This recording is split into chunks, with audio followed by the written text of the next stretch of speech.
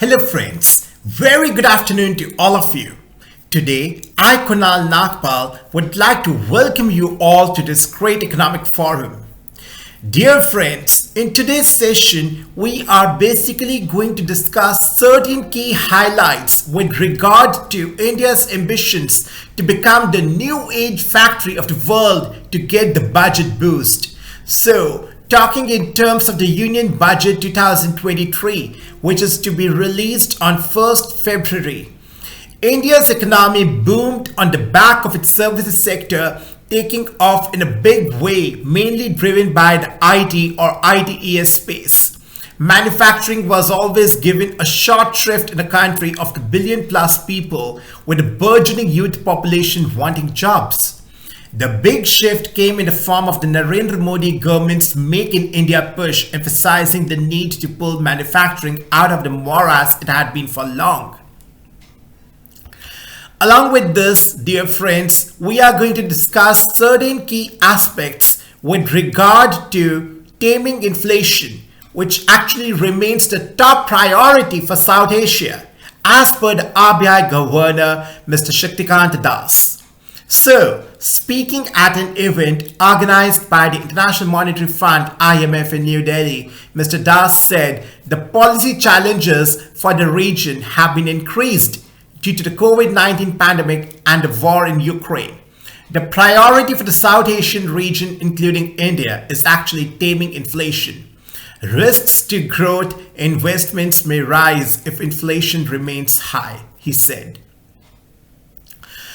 Along with this, my dear friends, I would also like to throw some light, bringing to your notice that our currency, Indian rupee, that is INR, gains 37 paise further to close at 82.45 against the US dollar. So this is the great news of rupee appreciation.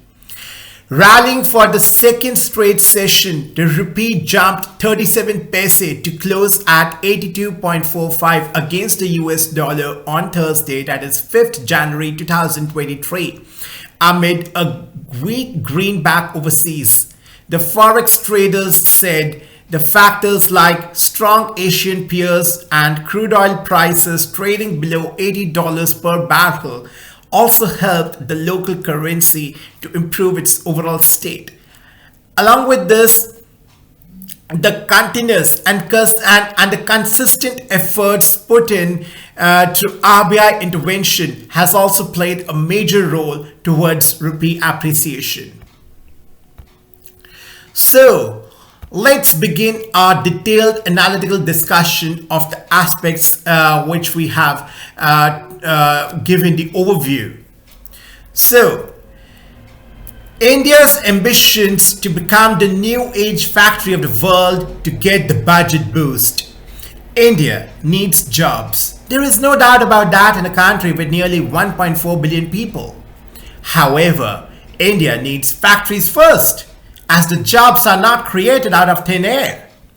India's economy boomed on the back of its services sector, taking off in a big way, mainly driven by the IT or ITES space. Manufacturing was always given a short shrift in a country of a billion plus people with a burgeoning youth population wanting jobs.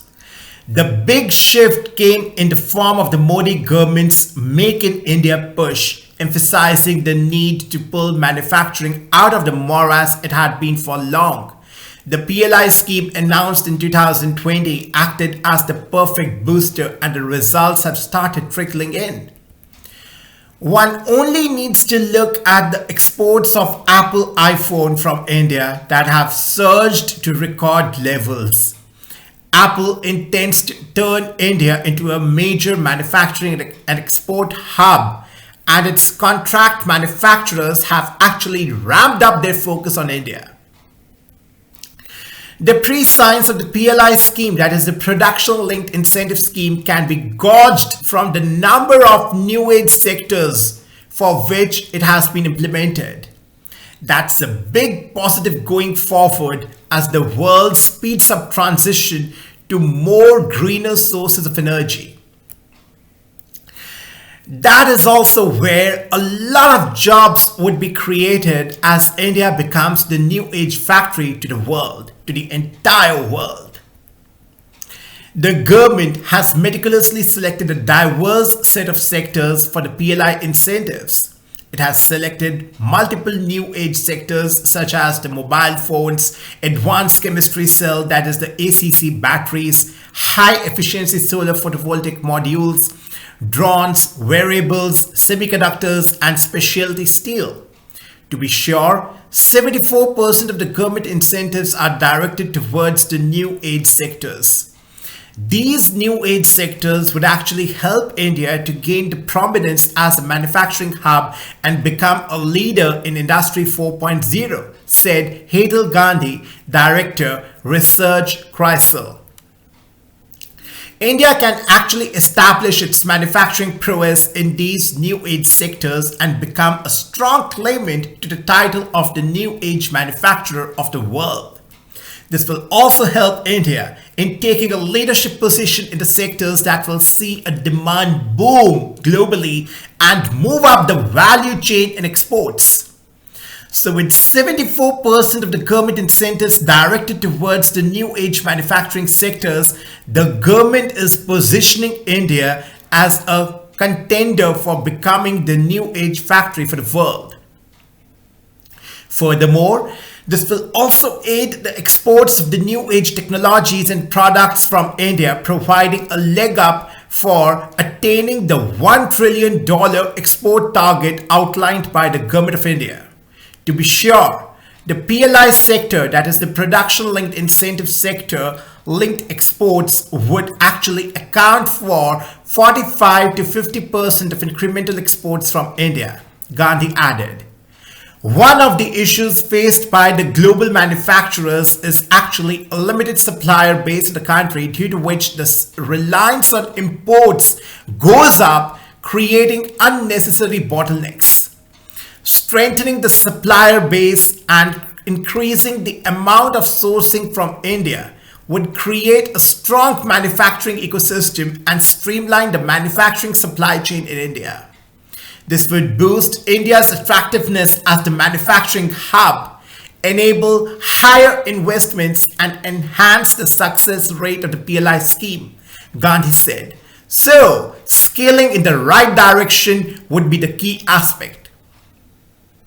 Apart from the incentive-based schemes like the PLI, the government should actually allocate more funds to upskilling and vocational training in the upcoming budget 2023-24.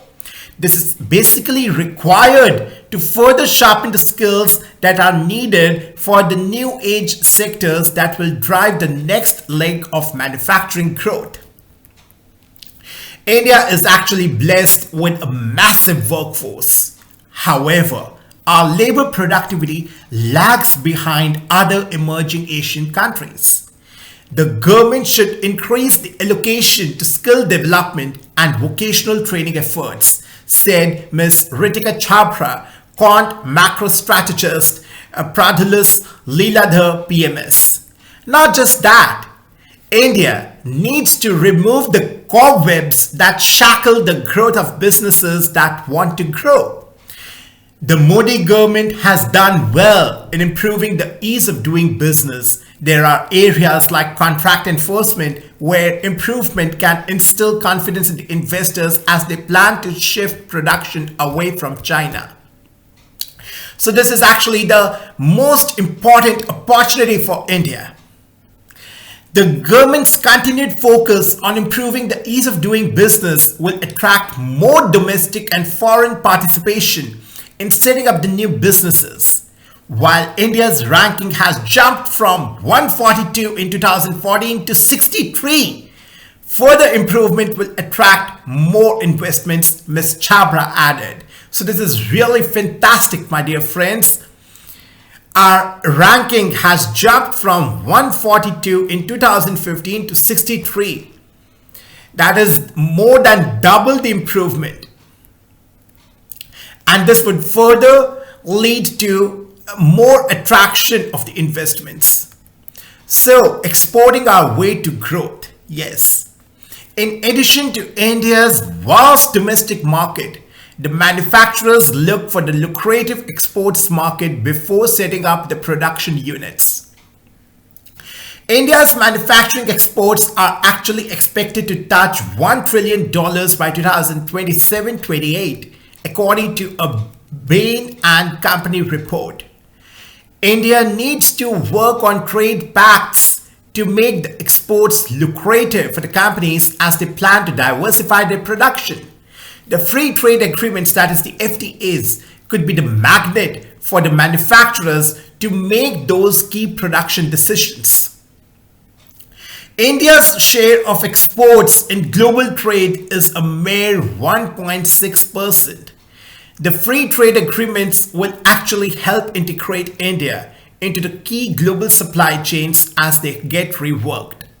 Centre's other key initiatives like the PM Gati Shakti and National Logistics Policy will provide the facilitating environment for India's manufacturing ecosystem to boom.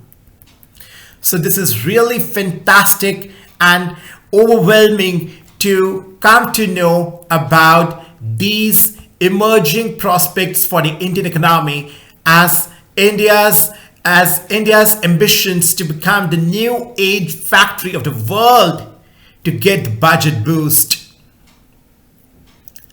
Now, going forward, dear guys, we are going to throw some light on the aspects presented by the RBI Governor, Mr. Expctns Das, at an event organized by the International Monetary Fund in New Delhi.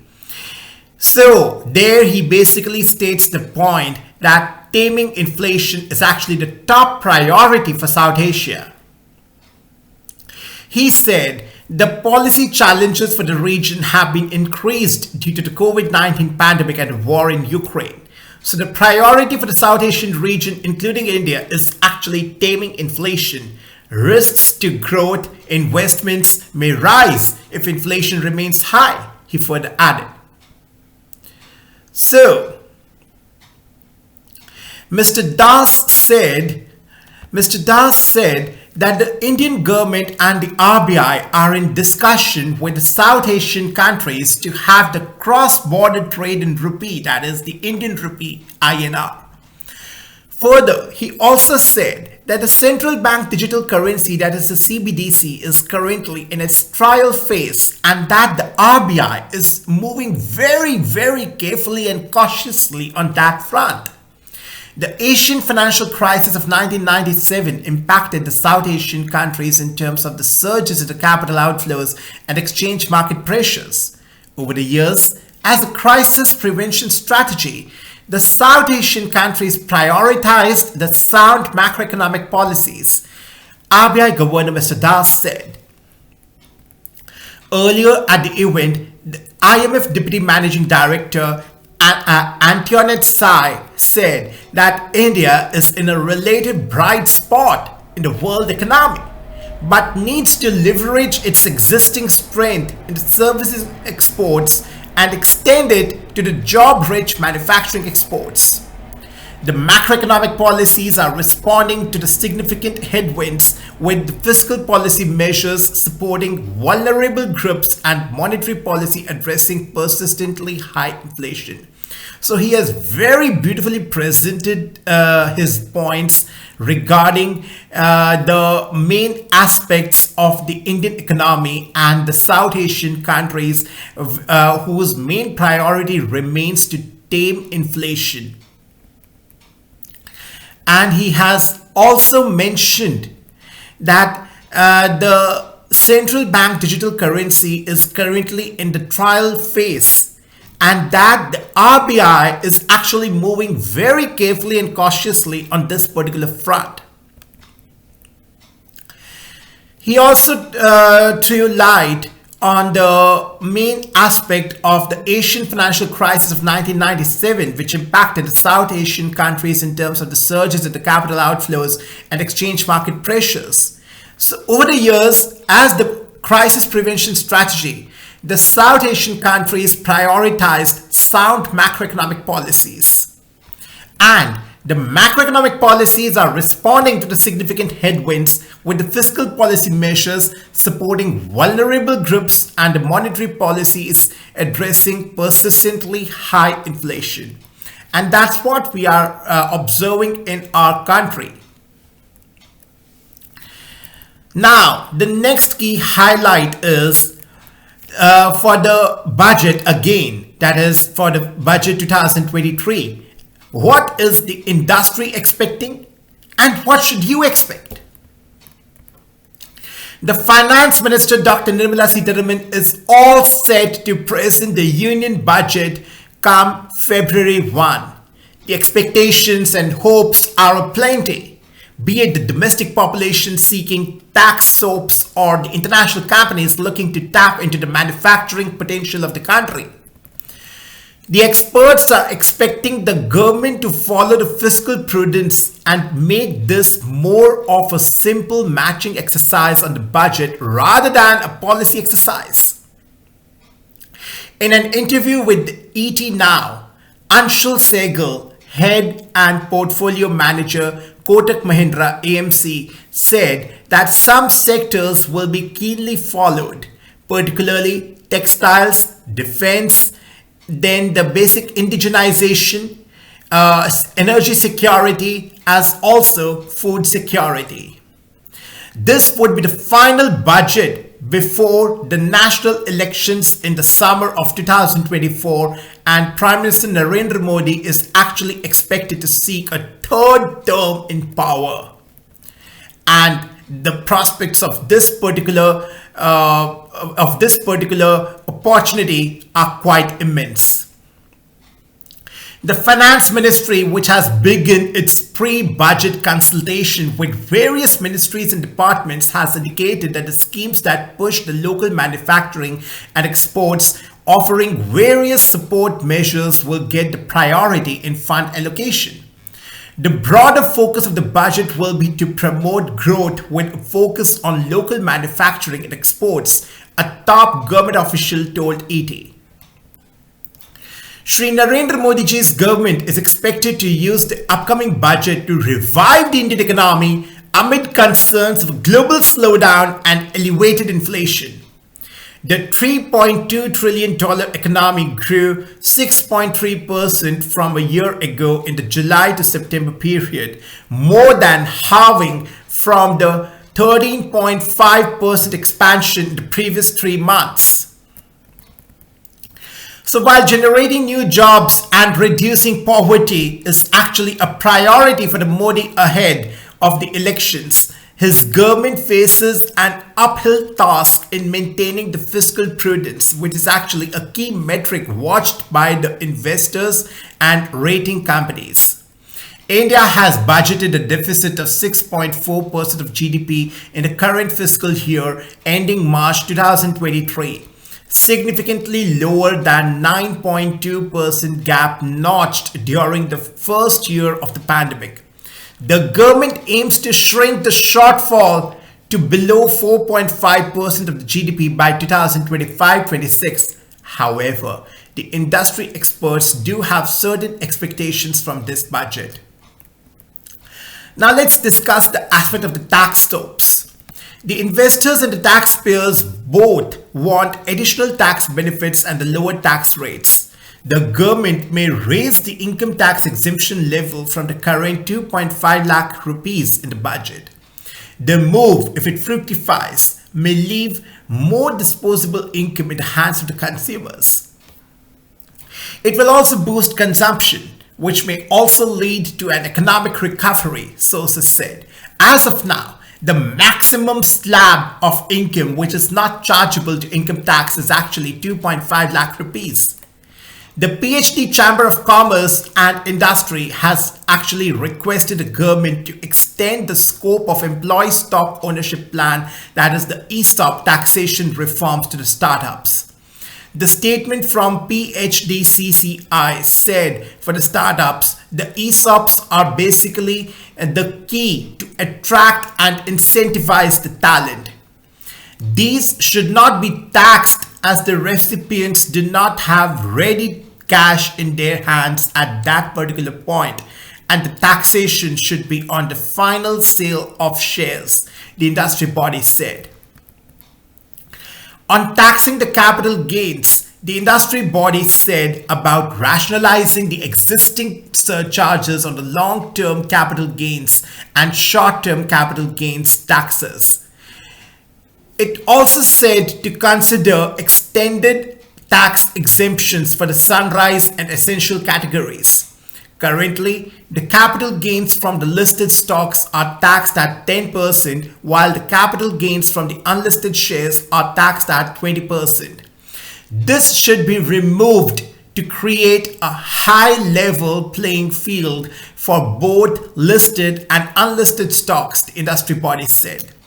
Presently, the interest on the loans sanctioned to purchase the electric vehicles up to March 31, 2023 is eligible for the maximum discussion and deduction of up to 1.5 lakh rupees per year. The deduction can be claimed till the loan to buy the electric vehicle has been fully repaid by the buyer. The taxpayers can expect an extension of this tax benefit by 2 more years, that is, for the loan sanctioned up to March 31, 2025. Now let's discuss various industry and sectoral soaps. That is for the fertilizers, health, electric vehicles, jewelry, and aluminium. So first, coming to the fertilizers. India aims to cut spending on food and fertilizer subsidies to 3.7 trillion rupees, that is $44.6 billion in the fiscal year from April, down 26% from this year. The two government officials said to rein in a fiscal deficit that ballooned during the COVID-19 pandemic, news agency Reuters reported. The food and fertilizer subsidies alone account for about 1/8 of India's total budget spending of 39.45 trillion rupees this fiscal year. But the reductions in food subsidies in particular may prove politically sensitive with elections looming on the horizon.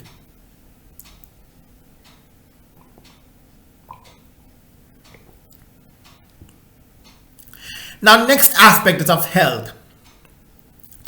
The industry body PHDCCI said the health budget should be increased by 30 to 40% as there is actually a growing need for the health facilities and infrastructure across the country. Now, as far as the EVs are concerned, the Society of the Manufacturers of the Electric Vehicles, that is the SMEV, has sought an extension of subsidies for the electric vehicles under the FAME2 scheme. The industry has also sought the inclusion of the light to heavy commercial vehicles in it to promote electric mobility. For jewelry, the Commerce Ministry has sought a reduction in the import duty on gold in the forthcoming budget with a view to push exports and manufacturing of the gems and jewelry sector. In July this year, the center hiked gold import duty to 15% from 10.75% to check the current account deficit and rising import of the yellow metal, that is gold. The basic customs duty on gold is 12.5%, along with the agriculture infrastructure development cess, that is the AIDC of 2.5%. The effective gold customs duty will be 15%. For aluminium, the industry body Expctns has sought reduction in the basic customs duty and correction of the inverted duty structure on critical view materials for the aluminum industry, as high import duties is actually a huge disadvantage for the sector heavily dependent on imported raw materials. So the budget session of the parliament is likely to begin on January 31 and is expected to conclude on April 6 with a recess in between. The Finance Minister, Dr. Sitharaman, is likely to present the Union budget in the Parliament on February 1, and the first part of the session is expected to continue till February 10, the sources told the news agency ANI. During the last session, The 9 bills were introduced in Lok Sabha and 7 bills were passed by the lower house of parliament. The Rajya Sabha passed 9 bills and the total number of bills passed by both houses of the parliament during the session was 9.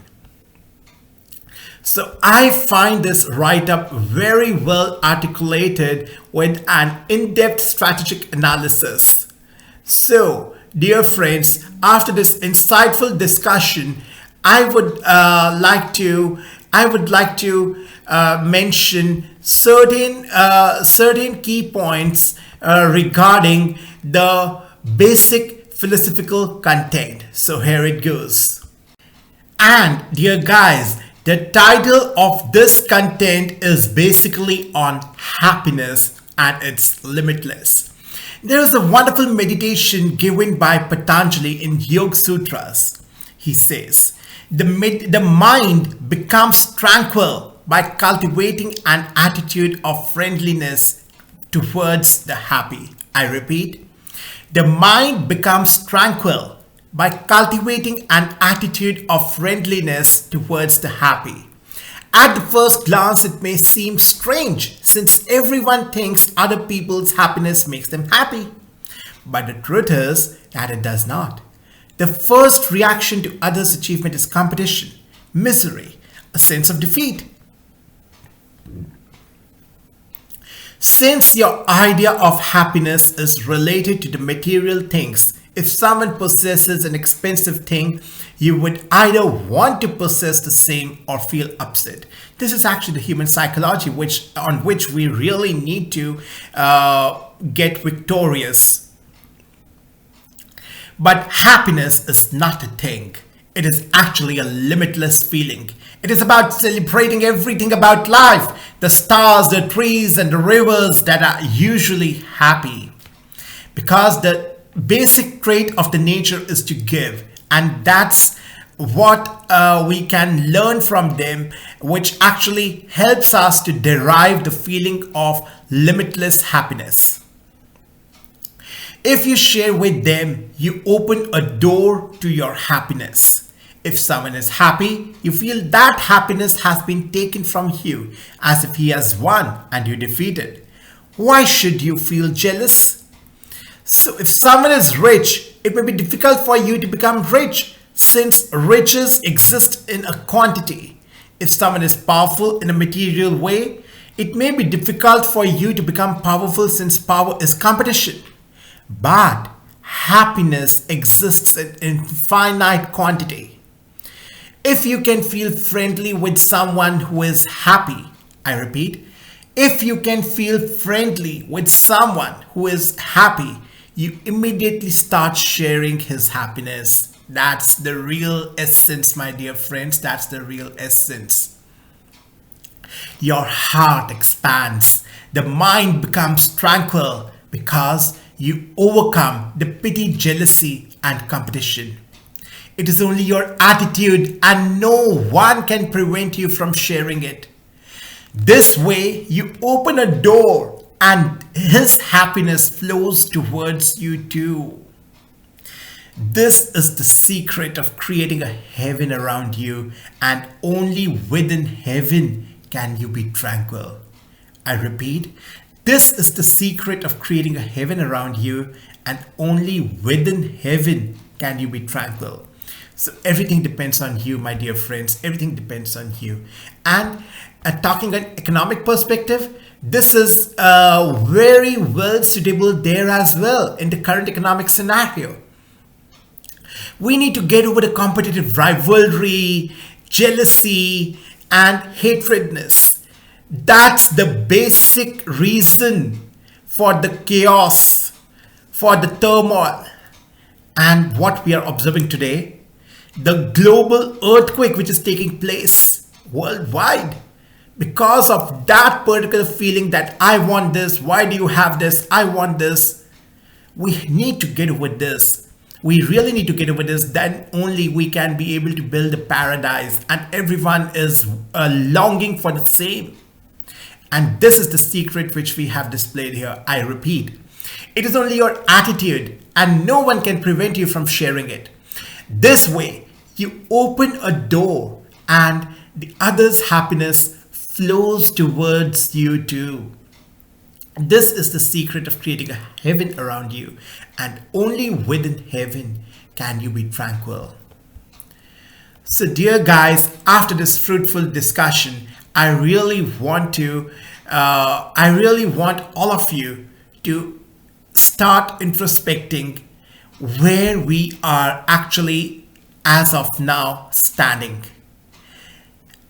and then analyze what all amendments do we require at an individual level, at the then at the state level, and then at the national level, and what are the key aspects on which we really need to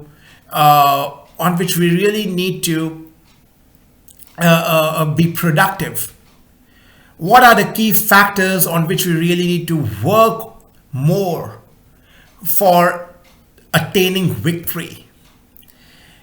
So after this thorough analysis for the upcoming budget 2023, what are the key aspects on which we really need to be